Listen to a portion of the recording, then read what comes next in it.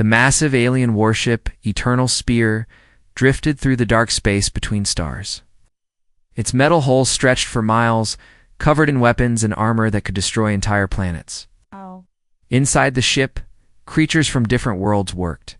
Together as soldiers in the Great Coalition Army, Captain Vexthera walked through the main corridor with heavy steps. His 6 legs clicked against the metal floor as he moved. The tall, insect-like warrior stood nearly 10 feet high, with 4 powerful arms and black armor covering his shell-like body. His large compound eyes saw everything around him as he headed toward the bridge. The ship had been patrolling this empty part of space for 3 weeks. Nothing interesting had happened. No battles to fight, no enemies to destroy. Vexthera was getting bored, and so were his soldiers. On the bridge, Lieutenant Kervani was studying something on her screen. The crystal-like alien had 6 thin arms that moved like water as she worked. Her body was made of what looked like living glass, and light danced through her transparent skin. She belonged to the Zephyrian race, known for being very smart and good with computers. Captain Kervani said in her musical voice, "I am picking up a distress signal. It is coming from a damaged ship about 2 hours away." Vexthera moved closer to look at the screen. "What kind of ship?" "It appears to be human," Kervani replied. "A cargo vessel." "The ship is badly damaged and losing power?" Humans Vexthera said with a sound that might have been laughter. "Set course to help them. Cannot leave anyone to die in space, even if they are just humans." The Eternal Spear changed direction and sped toward the damaged human ship. Within 2 hours, they found the small cargo vessel floating helplessly in space. The human ship looked tiny next to the massive alien warship, like a small boat next to a mountain. The rescue took only 30 minutes. The human crew was brought aboard the Eternal Spear and taken to the medical bay. There were only 8 humans total, led by their captain, a man named Jake Morrison. He was a tall human with brown hair and tired eyes. His crew looked exhausted and scared. They were polite and grateful to be saved. After the humans were safe, the alien soldiers gathered. In their common room to talk, this was a large space where off-duty soldiers could eat, rest, and share stories. The room had tables and chairs made for many different types of aliens. Vexthera sat at the biggest table with his officers. Nearby sat Commander Zixdale, an amphibious. A quarry with blue-green skin and large black eyes. The Aquari were known for being excellent at planning battles and understanding tactics. "So we have humans aboard our ship," Vexthera said as he ate his meal. "Has anyone here fought alongside humans before?" "I have read about them," Kervani said, her arms moving as she accessed her computer pad. "They are a young race. They only discovered space travel a few hundred years ago. Very primitive compared to us." "What do you know about their military?" asked Zixdale. Kervani's transparent fingers danced over her screen. "Their history is full of strange stories," they claim. "Their soldiers do impossible things in battle. Listen to this one." She began reading from her computer. 300 human warriors once fought against an army of 1 million enemies at a place called Thermopylae. The 300 humans all died, but they killed thousands of enemies first." The alien soldiers around the table started laughing. The idea seemed ridiculous to them. 300 against 1 million? Vexthera shook his insect head. "That is clearly a made-up story. No intelligent species would fight when they could run away instead." "There are more stories like this," Kervani continued, still reading. "At a place called the Alamo, less than 200 humans fought against several thousand enemies. They all died but refused to surrender." More laughter filled the room. Even soldiers from other tables started listening and joining in the amusement. "These humans must love creating myths about themselves," said Lieutenant Brickscore, a young Kethfer soldier. "Why would anyone fight when they know they will lose?" "It makes no sense," agreed Zixdale. "Every intelligent species knows that living to fight another day is better than dying for nothing." Kervani found more human stories on her computer. Here is another one. During something called World War II, human soldiers landed on beaches where enemies were shooting at them. Thousands of humans died in the first few minutes, but they kept coming anyway. "Stupid," laughed Brickscore. "Any smart commander would have turned around and found a better place to attack." "Wait, there's more," Kervani said, her voice filled with amusement. "It says here that one human soldier named Audie Murphy stood on a burning tank and fought off an entire company of enemy soldiers by himself. For an hour, the laughter grew louder. Several aliens were now holding their sides, finding the human stories hilarious. One soldier against 100, Vexthera could barely speak through his laughter. These humans have wonderful imaginations. The stories get even more ridiculous, Kervani continued. They talk about something called Medal of Honor winners. Humans who supposedly threw themselves on explosives to save their friends, or who charged machine gun nests alone, or who fought for days without food or sleep. Pure fantasy, declared Zixel. No real soldier would sacrifice themselves like that. It goes against every survival instinct that evolution teaches us. Young Brickscore was reading over Kervani's shoulder now. Look at this one. A human pilot named Charles Brown was flying a damaged bomber when an enemy fighter pilot could have shot him down easily. But the enemy pilot did not shoot because he respected Brown's courage. What nonsense. Humans seem to think that dying bravely is better than living wisely, Vexthera said. It explains why they are still such a weak species. Smart species survive and grow strong. Stupid species create pretty stories about their failures. The alien soldiers continued reading human military history, each story seeming more unbelievable than the last. They read about human soldiers who held positions against impossible odds, who refused to retreat even when ordered to, who fought with broken bones and bleeding wounds. Here is my favorite, Kervani announced. Humans have something called the Congressional Medal of Honor. It is given to soldiers who show exceptional bravery. Listen to what you have to do to earn one. She read several citations from human medal winners. Stories of soldiers jumping on grenades, charging enemy positions alone, fighting off dozens of attackers while wounded, and saving their comrades at the cost of their own lives. These cannot be real events, Brickscore said, wiping tears of laughter from his compound eyes. They must be stories humans tell their children to make them feel brave. Of course they are stories, Vexthera agreed. Real soldiers use their brains, not their emotions.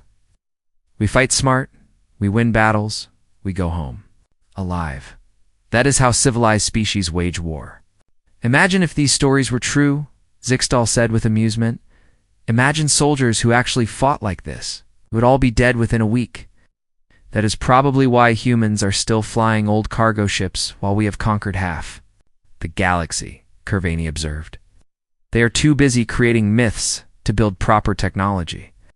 The conversation continued for another hour, with the alien soldiers finding more and more human military stories to laugh at. To them, the human way of war seemed not just primitive, but completely insane.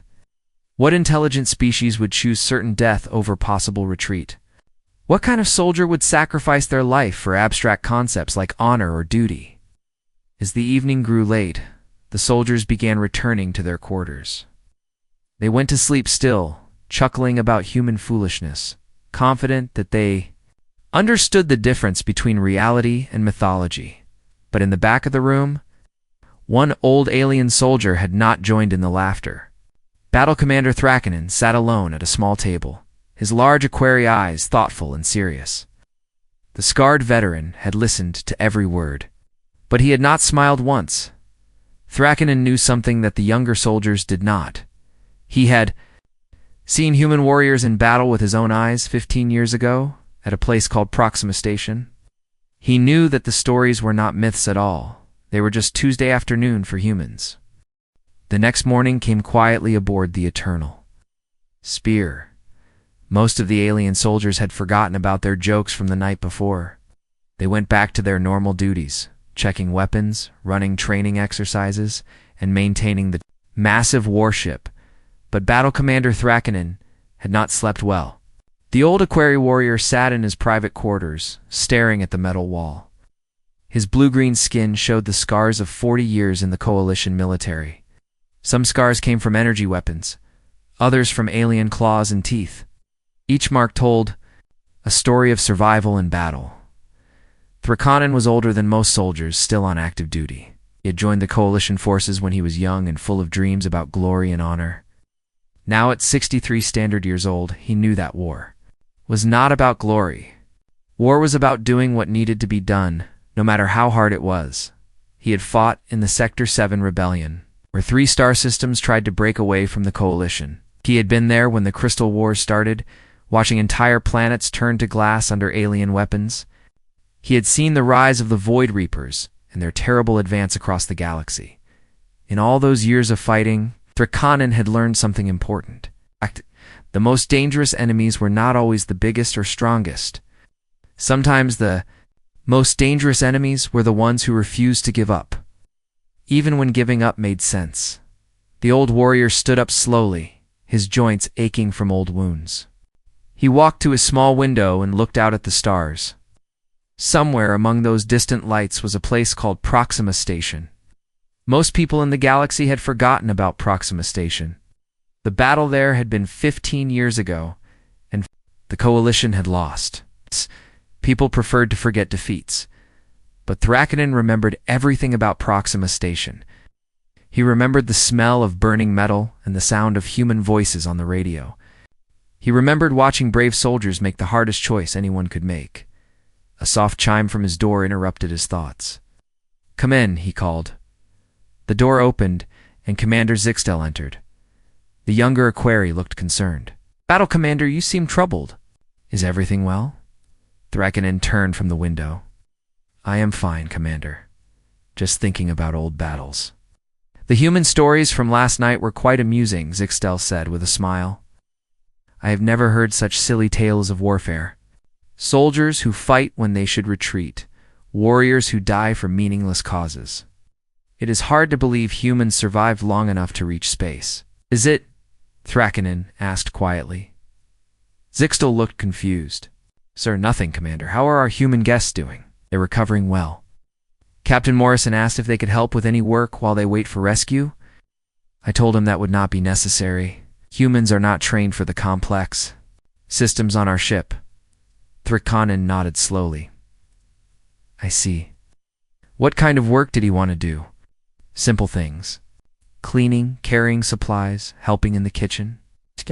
He said his crew did not like sitting around doing nothing while others worked. The old battle commander found this interesting. Most rescued civilians were happy to rest and be taken care of. They did not usually ask for work to do. "What else did Captain Morrison tell you?" Thrakkanen asked. "Not much. He thanked us many times for the rescue. He seemed embarrassed that we had to save them. He kept saying his crew should have been more careful." "Did he say anything about his ship or his cargo?" Zixtal thought for a moment. "He mentioned they were carrying medical supplies to a colony world. The colonists were fighting some kind of disease and needed the medicine quickly. Morrison seemed more worried about the delay than about his own problems." Thrakkanen filed this information away in his mind. Human captain more worried about other people than about himself. It fit a pattern he had seen before. After Zixtal left, Thrakkanen decided to see the humans for himself. He walked through the ship's corridors toward the medical bay. The Eternal Spear was huge. It took him 10 minutes to reach the right section. The medical bay had large windows that looked into the recovery rooms. Thrakkanen stood outside and watched the human crew. There were 8 humans total, both males and females. They were all adults, probably between 25 and 50 years old. Captain Jake Morrison was easy to spot. He was the one walking around checking on the others, even though he had injuries of his own. The human leader had a bandage on his left arm and moved with a slight limp. But he spent his time making sure his crew was comfortable. The other humans were interesting to watch too. They did not act like typical rescued civilians. Instead of complaining or demanding things, they were quiet and polite. They helped each other and did not make trouble for the medical staff. One human woman caught Thrakkanen's attention. She was older than the others, maybe 45 years old, with short gray hair and steady eyes. She wore the uniform of a senior crew member. The woman noticed Thrakkanen watching through the window and walked over. She could not speak through the glass, but she nodded to him with respect. There was something in her eyes that made Thrakkanen pay attention. It was not fear or gratitude. It was recognition. The look of one warrior acknowledging another. Thrakkanen nodded back. The woman's name tag said L. Hayes, Chief Petty Officer. That was a military rank, not a civilian job. This woman had been a soldier before she joined Morrison's crew. The moment lasted only a few seconds. Ow. But it told Threkkinen much. He had seen that look before in the eyes of veterans who had faced real danger. It was the look of someone who had made hard choices and lived with the results. After leaving the medical bay, Threkkinen went to the ship's computer center. The Eternal Spear had one of the most complete databases in the Coalition fleet. It contained military records, battle reports, and classified information from across the galaxy. Threkkinen sat at a terminal and began searching. He entered his security codes and accessed the classified files. He was looking for specific information about human military actions, not the stories that everyone knew, but the real reports written by Coalition officers. The first file he found was dated 12 years ago. Coalition patrol had encountered human pirates attacking a merchant convoy. The patrol expected to find the merchants dead or captured, but instead, they found something else. The human merchant crews had fought back, 3 cargo ships against 5 pirate vessels. The merchants should have surrendered or been destroyed. Quickly, instead, they had damaged 2 pirate ships and driven off the rest. The Coalition patrol arrived to find the merchants still fighting, even though their ships were badly damaged and half their people were wounded. The Coalition officer who wrote the report seemed confused.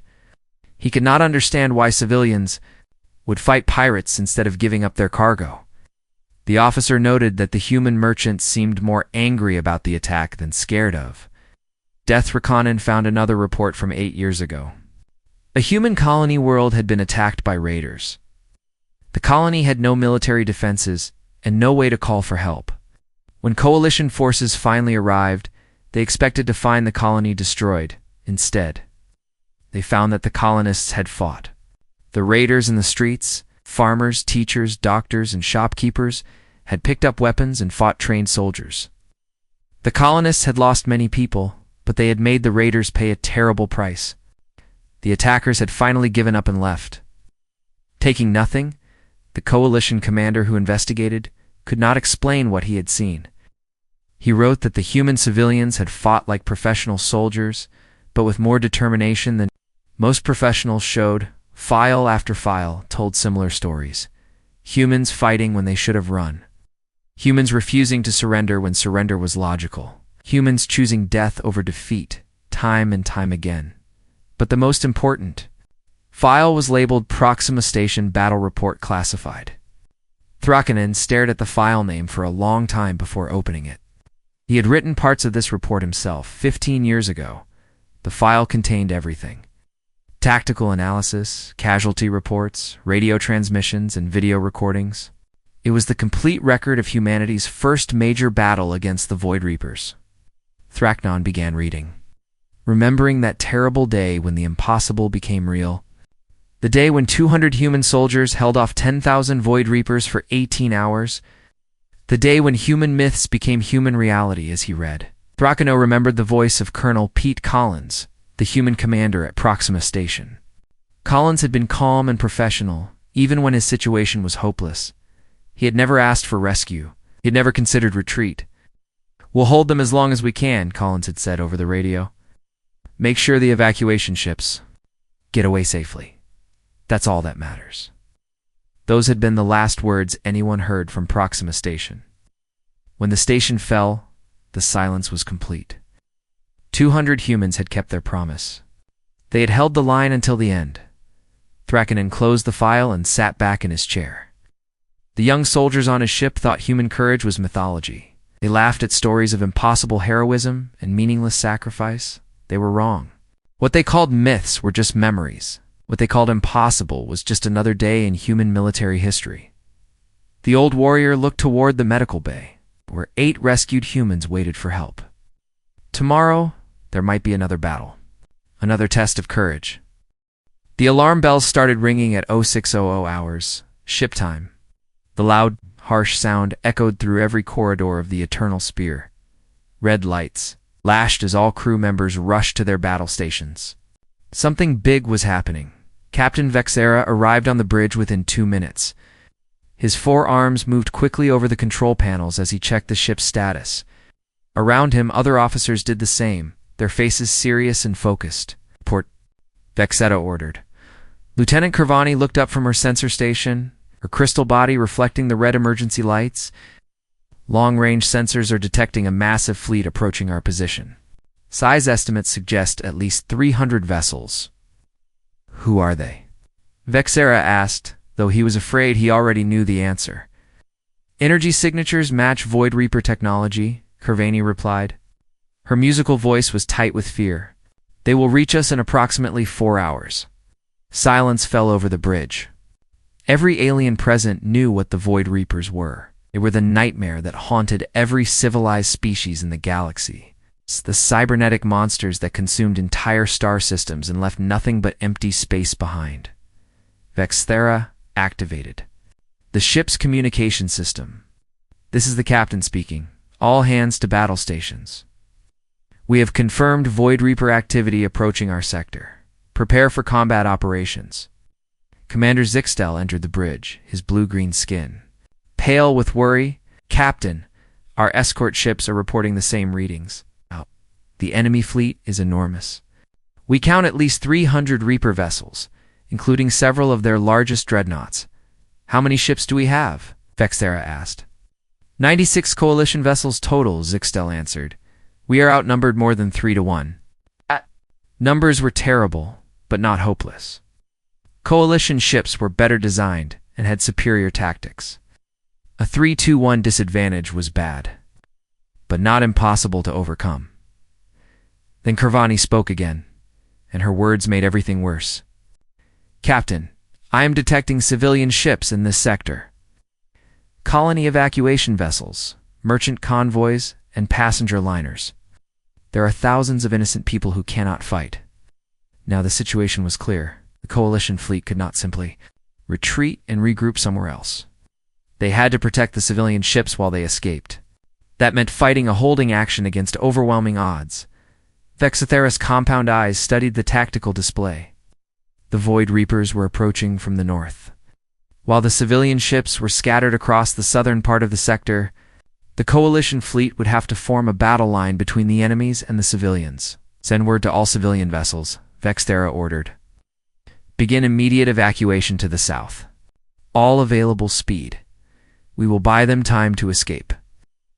"How long do we need to hold them?" Zixtel asked. Kervani checked her calculations.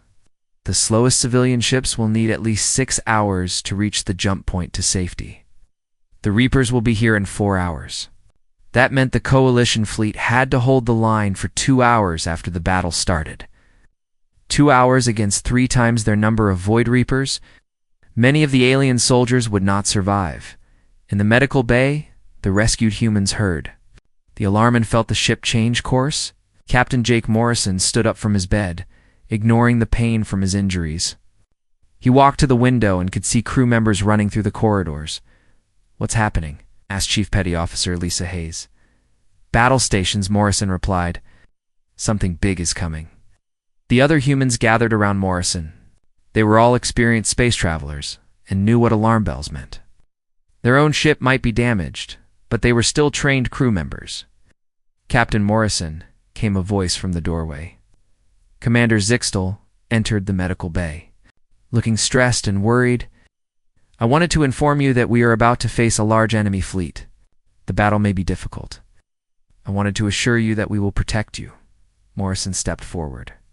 "Commander, my crew and I want to help. We know ships and we know space combat. Put us to work." Zixtel shook his head. "That will not be necessary. You are civilians and guests on our ship. We cannot ask you to fight our battles." "You're not asking," Morrison said firmly. "We're volunteering. My people don't like sitting around while others fight and die for us." "Captain Morrison, you do not understand," Zixtel explained. "We are facing the Void Reapers. This is not some small pirate raid. These enemies destroy entire civilizations. The battle ahead will be extremely dangerous." Lisa Hayes stepped up beside Morrison. "Commander, with respect, we know what danger is. We've been flying through pirate space for 10 years. We fought raiders, smugglers, and worse. We're not soldiers, but we're not helpless either. Zixtal looked confused. But you are cargo ship crew. You transport goods from place to place. Why would you want to fight in a military battle? Morrison and Hayes exchanged a look. The other humans nodded in understanding. There were things about human nature that aliens did not seem to grasp. Oh. Because it's the right thing to do, Morrison said simply. You saved our lives. Now we help save others. That's how it works. But you could be killed, Zixtal protested. You have no training for this kind of warfare, Commander Hayes said quietly. I spent 12 years in the Colonial Defense Force. Before I joined Morrison's crew, I know how to operate weapons, communications, and damage control systems. So do 3 others in our crew? This information surprised Zixtal. He had not known that some of the humans were former military. Even so, this battle is beyond anything you have experienced. Maybe, Morrison agreed, but we're still going to help. You can put us where you think will be useful, or we can find our own way to help. But we're not sitting in the medical bay while good people fight and die. Zixtal realized that arguing was useless. These humans were determined to participate in the battle, regardless of the danger. It was the same stubborn attitude that the alien soldiers had laughed about the night before. I will speak to the captain, Zixtal said finally. Perhaps we can find non-combat roles for you. After the commander left, the humans began preparing themselves. Hayes found medical supplies and started organizing them for battlefield treatment. Morrison checked the ship's layout on a computer terminal, learning where important systems were located. Are we really doing this? Asked Tony Park, the youngest member of Morrison's crew. He was only 24 years old and had never been. In a real battle? Yes, we are, Morrison replied. These people saved our lives. Now it's our turn to do something for them. But why? Tony asked. We could just stay safe in here. No one would blame us. Hayes answered for Morrison, 'cause that's not who we are, son. When good people fight for what's right, other good people help them. That's the way it's always been. On the bridge, the tactical situation was getting worse. More detailed scans of the approaching Void Reaper fleet revealed the true size of the threat. The enemy had brought their most powerful ships, including massive dreadnoughts that could destroy a coalition cruiser with a single shot, Captain Lieutenant Brickscore reported from his station. The enemy fleet includes at least 12 dreadnoughts, 40 heavy cruisers, and over 200 smaller vessels. Their total firepower is approximately 4 times our own. Vexthera studied the numbers. 4-to-1 odds were nearly impossible to overcome, especially when fighting Void Reapers. The cybernetic enemies learned quickly and adapted their tactics. During battle, they were also completely ruthless and never retreated. What about our reinforcements? Vexthera asked. The nearest coalition battle group is 8 hours away, Zixtal replied. Even if they leave immediately, they cannot arrive in time to help us. Young Lieutenant Corvaney tried to lighten the mood. Well, Captain, this would be a perfect time for one of those human last stands we were joking about yesterday. Too bad humans are not really like their stories. No one laughed at her comment. The joke seemed foolish now, when they were facing their own last stand. In his quarters, Battle Commander Thrakkanen prepared for battle. The old warrior checked his weapons and armor with the careful attention of someone who had survived 40 years of combat. But his mind was not on equipment. He was thinking about the humans in the medical bay. Thrakkanen knew something that his younger comrades did not understand. When humans were faced with impossible odds, they did not create myths about heroism. They became heroic. When humans had to choose between safety and duty, they chose duty.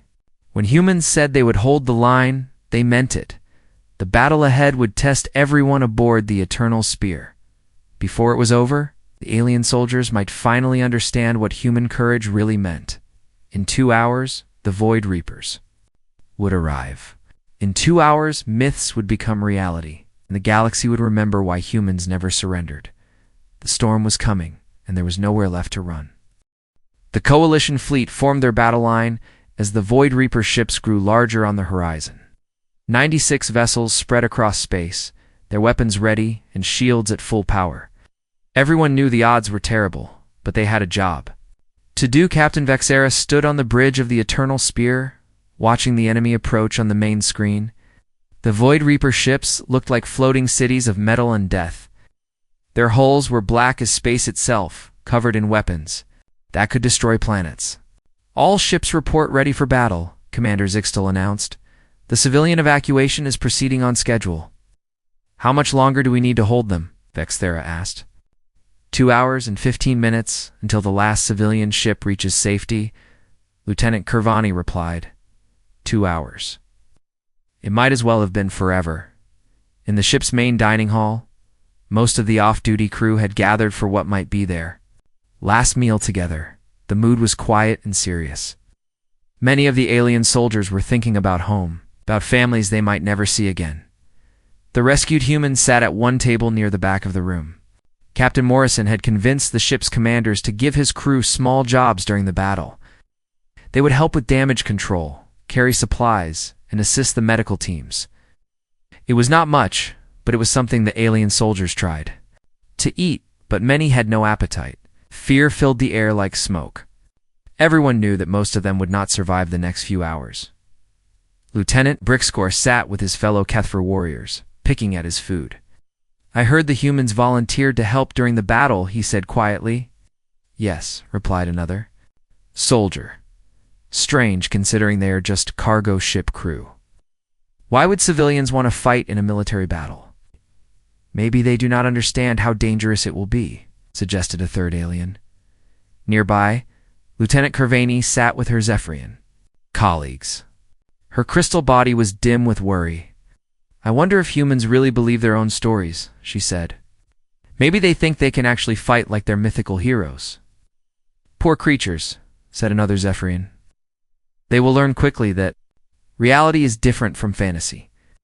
The conversations around the room were similar. The alien soldiers felt sorry for the humans, thinking they were brave but foolish. No one wanted to see the rescued civilians get hurt trying to be heroes. At the back of the room, Battle Commander Thrakkanen sat alone at a small table. The old Aquari warrior had been quiet for days, lost in his own thoughts. Now as he listened to the younger soldiers talk about human courage as if it were make-believe, he finally decided to speak. Thrakkanen stood up slowly, his aged body creaking from old wounds. The dining hall was large and full of voices, but something about the veterans' movement caught attention. Conversations began to quiet as soldiers noticed the respected commander standing. "You laugh at human myths," Thrakkanen said, his voice carrying clearly across the room. "You mock their stories of last stands and heroic sacrifice. But I have seen these myths with my own eyes, and they are not myths at all." The room fell completely silent. Even the ship's background hum seemed muted. Every alien in the dining hall turned to look at the old warrior. Thrakkanen's large black eyes swept across the room, looking at each young face. 15 years ago, I was part of the Coalition fleet that first encountered the Void Reapers. 3 full battle groups, over 400 ships, the pride of the Coalition military. The old commander's voice was steady and clear, carrying the weight of decades of experience. "We met the Reapers at a place called Proxima Station. It was a human research facility, nothing special. Just scientists and a small garrison of 200 human soldiers." Lieutenant Corvani leaned forward, her crystal body brightening with interest. "What happened, Battle Commander?" "The Reapers destroyed our fleet," Thrakkanen said simply. "Battle groups gone in 6 hours. The survivors were ordered to retreat immediately. The situation was hopeless." Commander Zixtel looked confused. "But sir, the humans at Proxima Station were evacuated with the rest of the fleet, correct?" Thrakkanen shook his head slowly. "No, Commander. They were not." The room waited in complete silence for the old warrior to continue. "The human garrison was commanded by Colonel Pete Collins," Thrakkanen continued, "with gray hair and calm eyes. When the evacuation order came, Collins requested permission to stay behind." "Why?" asked Lieutenant Brixcore. "The station had powerful shield generators," Thrakkanen explained. "Collins said that if his soldiers held the station, they could protect the evacuation ships for several more hours. He said someone had to make the Reapers pay for every meter of space they took." Young Kirvani looked puzzled. "But that would mean certain death for the garrison. No intelligent commander would make such a choice." That is what I thought too, Thrakkanen agreed. I was the tactical officer on the command ship. Told Colonel Collins that his position was hopeless. Explained that 200 soldiers could not hold off 10,000 Void Reapers. Ordered him to evacuate immediately, and did he obey? Asked Zixtal. Sarakkanen's expression grew distant, remembering that terrible day. Collins looked at me through the communications screen. He was very calm, very polite. He said with respect, Commander, my orders are to protect coalition civilians and military personnel. The evacuation ships need time to escape, my soldiers, and I will provide that time. The old equerry paused, letting his words sink in. Around the room, alien soldiers were beginning to understand what he was telling them. Dined, 20 to argue with him, Thrakkanen continued. I told him that sacrifice without purpose was meaningless. I said that living soldiers could fight another day, but dead soldiers were useless. What did he say? Asked a young Kethfer warrior. Collins smiled. Thrakkanen replied, said Commander, my soldiers knew the risks when they took this job. We swore an oath to protect others, even if it costs us everything. That oath does not have an escape clause for bad odds. The dining hall remained absolutely quiet. The alien soldiers were hanging on every word. Then Collins gave his final order to the coalition fleet. Thrakkanen said, he told us to get the civilians to safety and not to look back. He said, we've got this. That's what we do.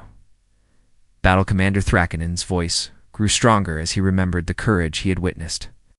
I watched from the command ship as 200 humans held off 10,000 Void Reapers for 18 hours. They fought from the outer defenses to the inner corridors, from the shield generators to the reactor core. The old warrior's eyes were bright with memory. The humans never called for help. They never asked for rescue. They never complained about their situation. They just fought and fought and fought. What happened to them? Whispered Lieutenant Kirvani. They died, Thrakkanen said simply. All of them. But they took 40% of the Reaper fleet with them. 40%. 4,000 enemy ships destroyed by 200 human soldiers. Numbers hit the alien soldiers like physical blows. 40% casualties against 50-1 odds was impossible. No species in galactic history had ever achieved such results. The evacuation was successful, Thrakkanen continued. Over 50,000 civilians and 30,000 military personnel escaped because of what those humans did. Collins and his soldiers saved more lives in 18 hours than most armies save in entire wars. The room was so quiet that the ship's air recycling system sounded loud. That is not mythology, Thrakkanen said, his voice carrying absolute conviction.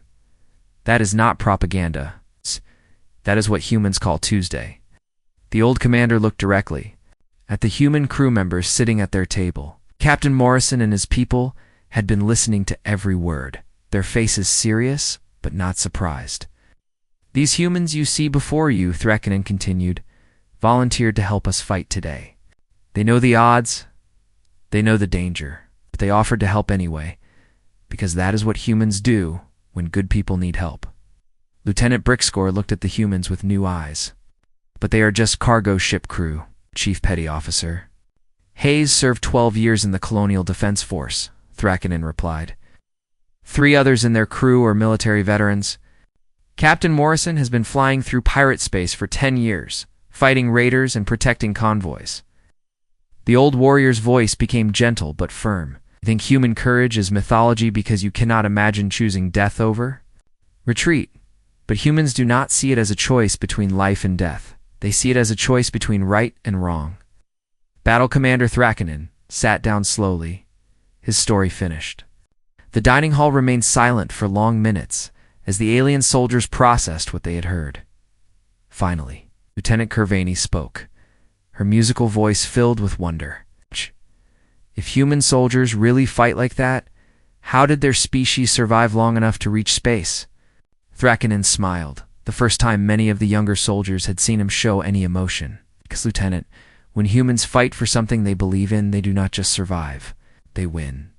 The alarm bells began ringing again, calling all hands to battle stations. The Void Reapers had arrived. As the alien soldiers filed out of the dining hall to face their destiny, They carried with them a new understanding of the humans among them. The myths were real. And in the battle ahead, they would see human courage with their own eyes. The Void Reaper fleet hit the Coalition battle line like a black wave of death. 300 enemy ships opened fire at once, filling space with deadly energy beams and explosive missiles. The Coalition fleet fired back, but they were badly outnumbered. Captain Vexara watched from the bridge as the first alien ships began to die. The heavy cruiser Brave Dawn exploded in a ball of fire. The destroyer Swift Strike broke in half under enemy fire. Within 10 minutes, the Coalition had lost 12 ships. Damage report Vexthera ordered as the Eternal Spear shook from a near miss. Forward shields down to 60%, Lieutenant Kervani reported. Minor damage to the port weapon arrays. Battle was going exactly as expected. The Coalition fleet was fighting well, but they were slowly being destroyed. At this rate, they would all be dead within an hour. But something had changed among the alien soldiers. Instead of fighting just to survive, they were fighting with new purpose. The story of Proxima Station had spread through the fleet during the last hour. Every alien warrior now knew what humans had done 15 years ago. On the gun deck of the Eternal Spear, Lieutenant Brickscore aimed his weapons at an approaching Reaper destroyer. The young Kethver had always fought carefully, trying to stay alive as long as possible. Today was different. Target the enemy bridge, Brickscore ordered his crew. Make them pay for every shot they take at us. His gunners looked surprised. Targeting the bridge was risky and would make them a priority target for the enemy. The safer choice was to aim for weapons or engines. Sir, one gunner asked, should we not target their weapons first? No, Brickscore replied, thinking of Colonel Collins and his 200 soldiers. We make them remember the cost of fighting us. Fire when ready. The Eternal Spear's main guns struck the Reaper destroyer's command section, destroying it instantly. The enemy ships spun out of control and crashed into another Reaper vessel. Both ships exploded. 2 kills with 1 shot, Brickscore said with satisfaction. That is how humans would do it. Across the fleet, similar changes were happening. Alien commanders who had planned careful retreats were instead ordering aggressive attacks. Ship captains who normally avoided risks were charging into the enemy formation. The Coalition fleet was fighting like humans, and the results were amazing. In the damage section of the Eternal Spear, Captain Morrison and his crew worked alongside alien damage control teams. A Reaper missile had punched through the hull, and several compartments were losing air. We need to seal that breach, Chief Hayes told the alien engineers. The automatic systems are not working. It is too dangerous, replied the Kethver engineer. Yep, the compartment is still being hit by enemy fire. Dodge. Morrison was already putting on a pressure suit. Then we go in during the next lull in firing. You're with me, Park. You monitor the communications. The alien engineer stared at Morrison. Captain, if you are caught in that compartment when the next attack comes, you will be killed. Maybe, Morrison agreed, checking his suit seals. But if we don't fix that breach, this whole section will decompress. How many people will die? Then Hayes finished putting on her own suit. Ready when you are, Captain. The 2 humans entered the damaged compartment just as the enemy fire slackened. They had maybe 3 minutes before the next wave of attacks. Working quickly, they began sealing the hull breach with emergency patches. Incoming missiles, Tony Park warned over the radio. You have 30 seconds. Morrison and Hayes worked faster, their hands moving like machines. The patch was almost in place, but they needed 20 more seconds to secure it properly. Get out of there, the alien engineer urged. Save yourselves. Not finished yet, Hayes replied calmly, continuing to work. The missile impact shook the ship violently. Metal pieces flew through the air like bullets. A sharp fragment cut Morrison's arm, but he kept working. Hayes sealed the final connection just as another explosion rocked the compartment. Patch complete, Morrison reported, turning to base. When the 2 humans emerged from the damaged area, the alien damage control team stared at them in amazement. They had risked their lives to save people they barely knew, and they acted like it was normal. Why did you do that? The Kethver engineer asked. Hayes shrugged. It needed doing. On the bridge, the tactical situation was improving slightly. The coalition fleet was still outnumbered, but they were fighting more effectively than anyone had expected. The aliens were learning to fight like humans, and the Void Reapers were paying a heavy price. Enemy casualties now at 25%, Kervani reported. We have lost 41 ships, but the evacuation convoy is almost safe. Vexthera felt a strange emotion. For the first time in his military career, he was proud to lose a battle. His fleet was dying, but they were dying well. They were fighting like the humans at Proxima Station, all ships. This is Captain Vexthera, he announced over the fleet communication system. Hold the line. Make them remember us. Make them pay for every meter of space. Those were almost the same words that Colonel Collins had used 15 years ago.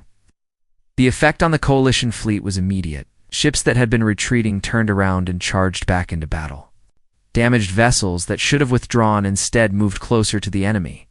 The Void Reapers had never faced resistance like this. Usually when they outnumbered an enemy 3-1, the enemy either retreated or collapsed quickly. These coalition ships were fighting harder as the battle went on. It's not weaker. Battle Commander Thrakkanen stood in the ship's command center, coordinating the defense of the civilian convoy. The old warrior watched the tactical display with satisfaction. The alien soldiers were finally understanding what human courage really meant. Battle Commander reported a young communications officer. The evacuation convoy has reached the jump point. All civilian ships are now safe. Excellent, Thrakkanen replied. Signal the fleet. Mission accomplished. All ships may now withdraw, but something unexpected happened. Instead of immediately retreating, many coalition ships continued fighting. They had accomplished their mission, but they wanted to hurt the enemy more before leaving. Sir, the communications officer said with confusion, several ships are requesting permission to continue the attack. They want to destroy more Reaper vessels before withdrawing. Thrakkanen smiled. Grant their requests. Let them fight as long as they choose. The final phase of the battle lasted another 30 minutes. Coalition ships that could have escaped safely instead stayed to fight, striking at the Void Reaper fleet again and again. When the withdrawal finally began, the enemy had lost over half their ships. The surviving coalition vessels regrouped at a safe distance and counted their losses. They had lost 63 ships out of 96, but they had saved every civilian life and destroyed over 150 enemy vessels. Captain Morrison found Battle Commander Thrakkanen in the ship's observation deck, looking out at the stars. The old Aquari warrior seemed peaceful despite the battle they had just survived. Commander Morrison said quietly, I wanted to thank you. For what, Captain? For telling them the truth about Proxima Station, about what humans really are. Thrakkanen turned to look at the human captain. I told them nothing they could not have learned by simply watching your crew today. Morrison nodded slowly. Maybe, but sometimes people need to hear the stories before they can see the truth. Your people do not consider what happened at Proxima Station to be extraordinary, do they? Thrakkanen asked. Yes. No, sir, Morrison replied. Collins and his soldiers did their job. They held the line and protected innocent people. That's what soldiers do. And your crew today? Risking their lives to help strangers? Morrison shrugged. That's what good people do when others need help. Thrakkanen was quiet for a moment. Captain, do you understand why other species find human behavior so difficult to believe? Not really, Morrison admitted. We just do what seems right. That is exactly why Thrakkanen explained. Most species calculate risks and benefits before acting. Humans simply ask, is this the right thing to do? And then do it regardless of the cost. 3 days later, the story of the battle had spread. Throughout the coalition fleet, the alien soldiers no longer laughed at human military history. They understood now that human courage was not mythology. Lieutenant Kervani updated her computer files, changing the classification of human military records from historical fiction to tactical reference material. The stories of impossible heroism were being studied by military academies across the galaxy. Young Lieutenant Brickscore had requested transfer to a unit that worked closely with human forces. He wanted to learn more about their fighting methods and their way of thinking. About warfare, Commander Zixtile began recommending that all coalition officers study human military history. It's not for entertainment, but for education. the lessons of Thermopylae, the Alamo. In Normandy were now required reading and tactical courses. Battle Commander Thrakkanen completed his final report on the engagement. He wrote that the coalition fleet had discovered something more valuable than a military victory. They had learned that courage was not about being fearless. Courage was about being afraid and doing the right thing anyway. Captain Morrison and his crew were eventually rescued by a coalition transport. As they prepared to leave the Eternal Spear, the alien soldiers gathered to say goodbye. Asterisk.